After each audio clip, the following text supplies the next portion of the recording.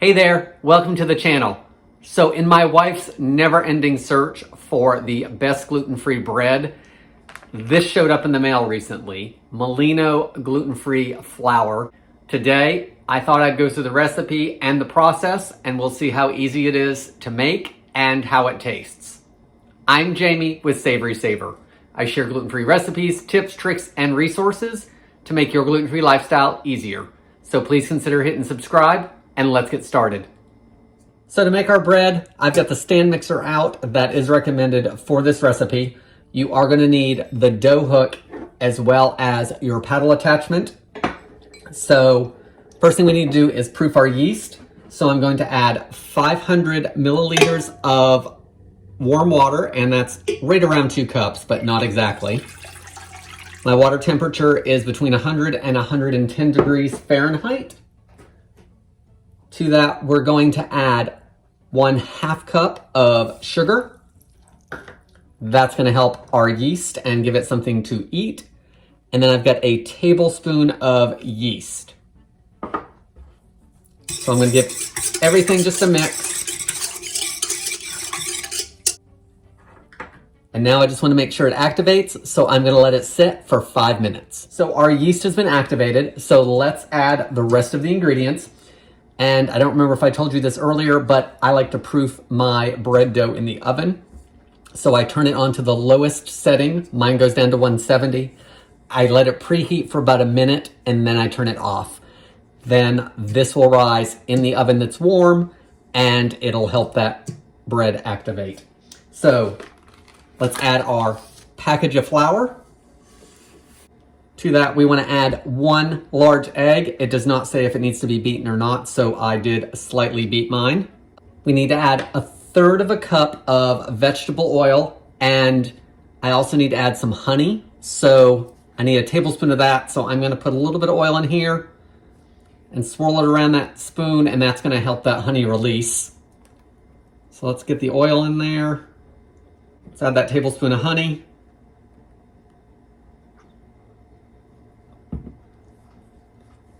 No honey left in the spoon, which is what I wanted.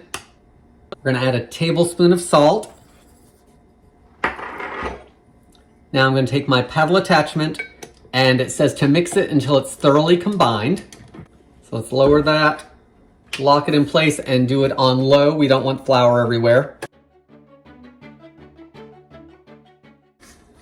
That only took a minute. Everything looks combined. It is lumpy, which I'm assuming that will work out as it goes. But I am going to scrape the bowl down real quick. I'm also going to change over my paddle attachment to my dough hook.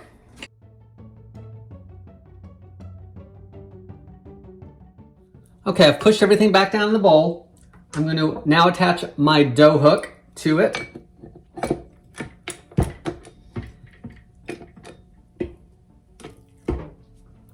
Lock that into place, and you want to knead this for 10 to 15 minutes. And I think I'm going to do it on probably the 2nd speed on here. And I'll probably do it 12 to 15 minutes. I won't do it the lowest. I'll check it then, but I think I'm going to do 12 to 15. So we'll be back as soon as it's needed.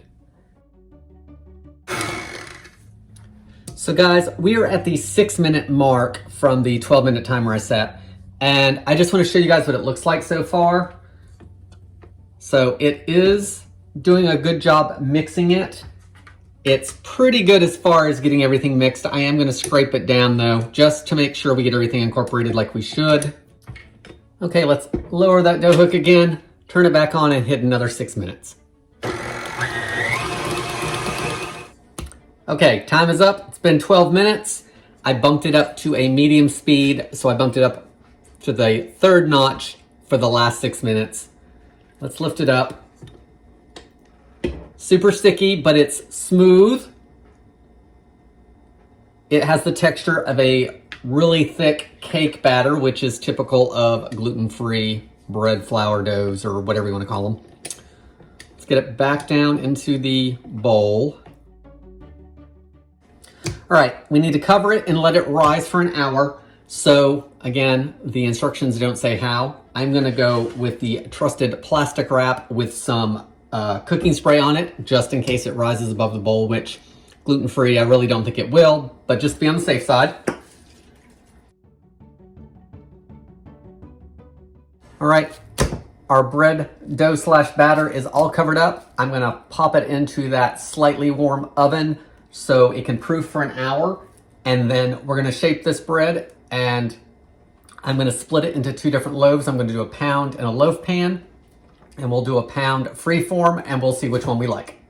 So while our bread dough rises, let's actually talk about the product itself and my thoughts on the recipe. It's a 1.1 pound package of the flour blend, which will make a 2 pound loaf of bread. It's Molino flour. It is imported from Italy, and it is a wheat-based flour that is gluten-free.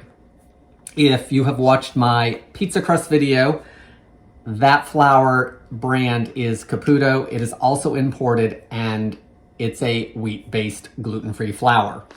So the ingredients, the main ingredient is wheat starch. It also contains rice flour and rice starch and dietary fiber, which is part of psyllium husk and potato, and it has thickeners in it. With it being wheat starch, it is also tested, and it is less than 20 ppms of gluten, which I think ppm stands for parts per million. So if you guys want to verify that with me, please leave it in the comments below. The allergy information is that it contains wheat because it is wheat starch, and it may contain soy or sesame. So those are 2 other allergens that you may need to worry about.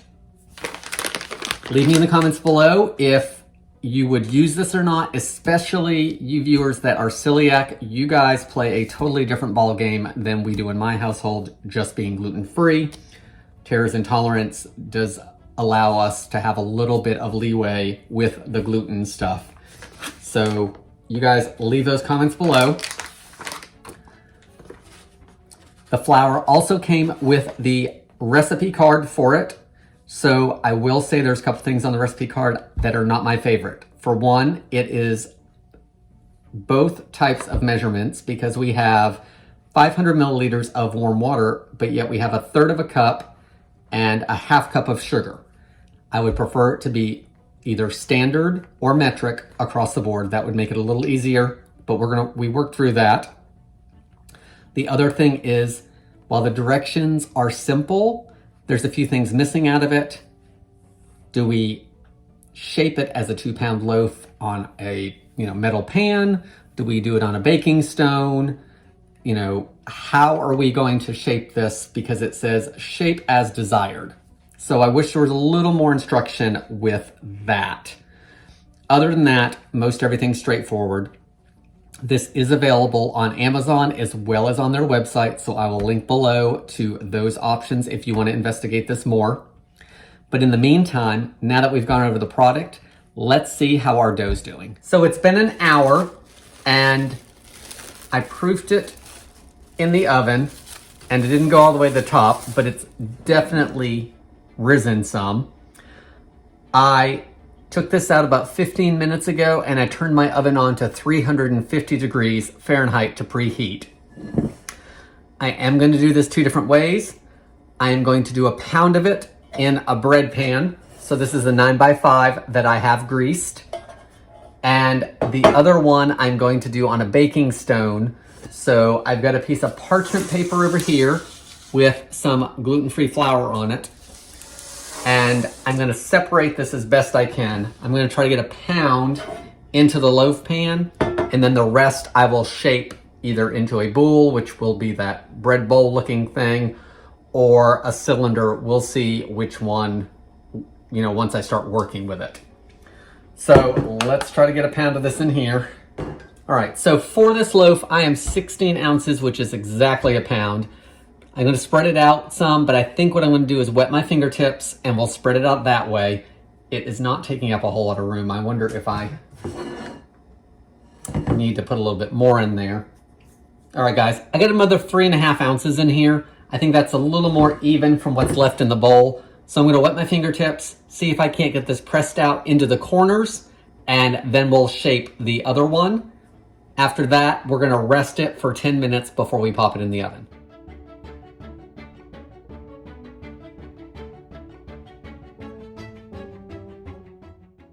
All right, guys, that's about as shaped as it's gonna get. I'm gonna let it sit for 10 minutes along with the loaf here. And after that, I think I'm gonna score it just to give the steam someplace to go, probably on both of them. And then we're gonna bake them off. Okay, our 10-minute rest/rise time is done after shaping these. I don't really notice much difference. I am gonna take a knife and slit the top to give the steam somewhere to go.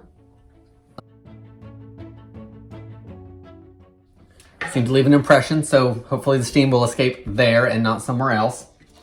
These need to bake for 38 to 40 minutes according to the recipe, and it says they'll be golden brown.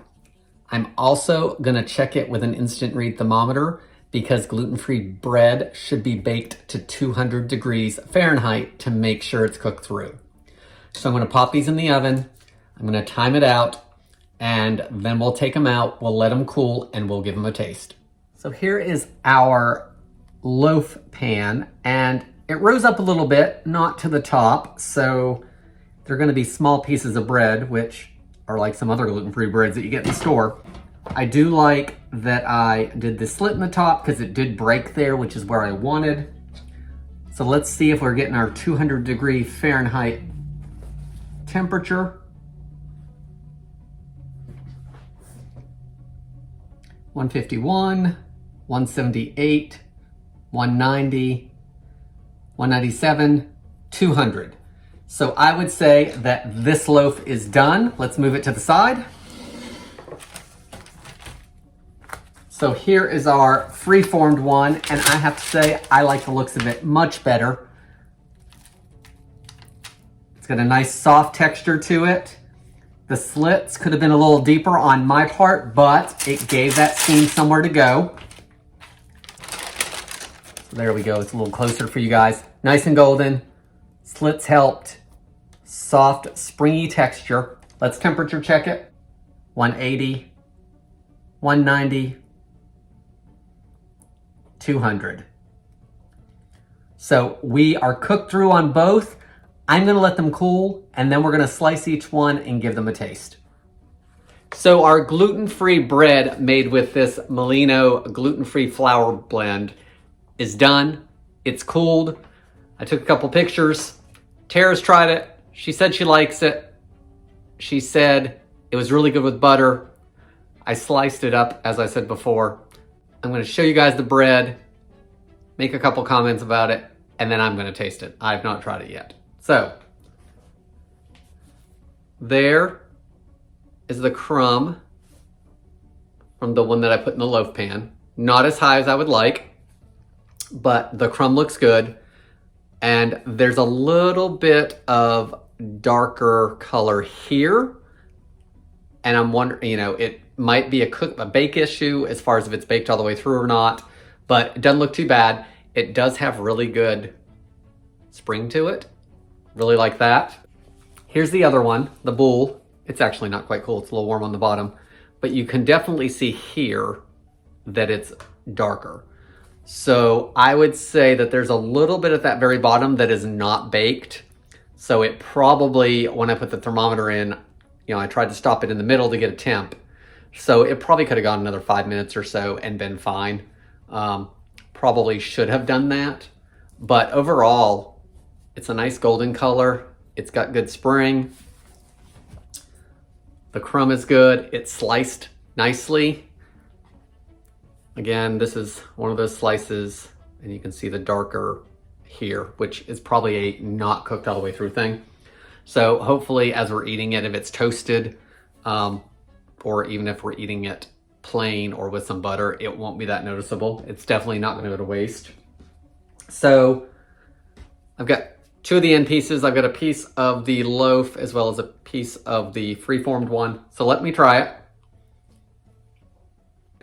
So texture-wise, I really like it. It has a good chew to it. It has the texture of bread, which is nice. Taste-wise, there was a lot of sugar in it. There was a half a cup in a 2-pound bread loaf, which is a lot.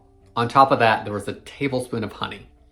So it kind of has a little bit of a sweet taste to it, not like sugary sweet, but a little bit of sweetness to it, which is probably more than I would like. So if we were to make this again, I would probably cut back the sugar a little bit. I don't know about half, but probably at least a couple tablespoons. Let's try the other piece. Okay, this one I like better. I think the crust is a little better. The crust has a little better texture. The inside is the same. I really do like the taste of the bread, you know, in general, as far as like the inside of it. It has really good texture to it, but the sweetness, again, just a little bit too much for me, as far as with this being a regular bread, not something that's supposed to be sweet. In regards to the taste and texture, if you've watched my gluten-free bread in 5 minutes a day videos from those cookbooks, I've done a few videos of that. There is a list of them, a playlist of them. I like those much better than even this, and that uses all flours that you can get in the store or online, and then you make your own flour blend. And I think I do like that one just a little bit better. Plus, price-wise, it's probably about half the cost when you figure this is, I think, like $11 or $12 was what Tara spent for it. In any case, what did you think of this recipe? What did you think of this bread flour? Is it something you would look into getting or trying? I do think as far as working with it, it worked really well. It didn't have any issues as far as it being a mess everywhere. It rose well, so it does have some really good qualities, and I don't think that it's one to not try. And I can probably say that it would be something that I'd be willing to try again to maybe perfect a little bit more. Guys, that's all I have for today. I want to thank you so much for watching. Check out all my gluten-free bread recipes that I've either tested or done in the playlist. Leave me any comments below, and I hope to see you in the next video.